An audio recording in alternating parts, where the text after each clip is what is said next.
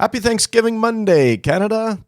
The origin of Thanksgiving certainly is a worthy pursuit of knowledge, but it's completely outside of this week in Nerd News, number 145.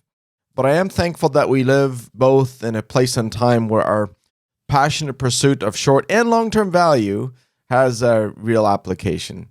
I've always been particularly grateful for both the internet and Microsoft.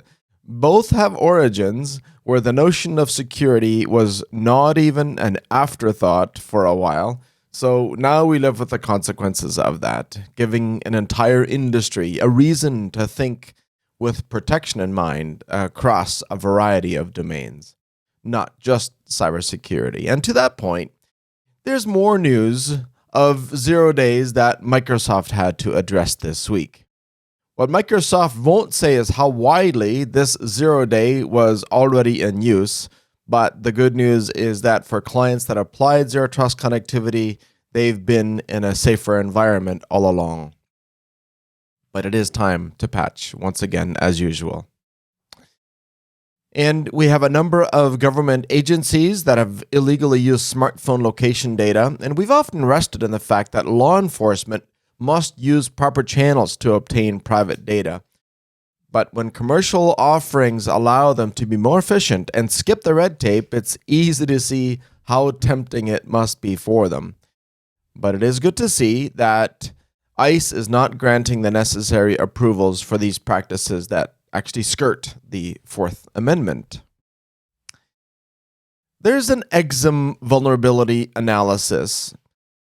The Security Now podcast, number 942 from last week, offered a good analysis on how significant the CVSS score of 9.8 is. And of course, now we are starting to see the analysis, the patches, and an unknown level of weaponization that's coming for those that are not updated. Needless to say, the many millions of sites that are using EXIM for inbound or outbound SMTP email will all need to patch most urgently.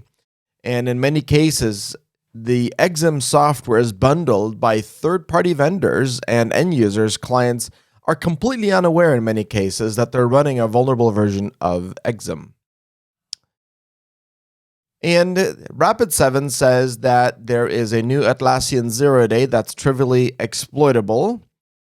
And Atlassian has been made aware of an issue reported by a handful of customers where external attackers may have exploited a previously unknown vulnerability in publicly accessible Confluence data center and server instances to create unauthorized Confluence administrator accounts and access Confluence instances. Wow, I expect that we are not near to seeing the end of this.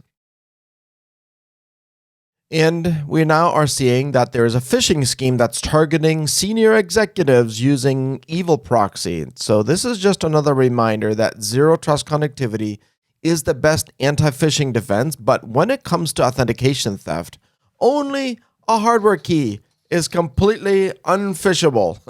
So YubiKey all the way.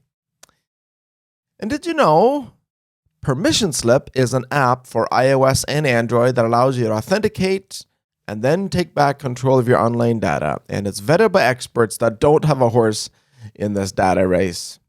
Enjoy. See you again next week. Bye for now.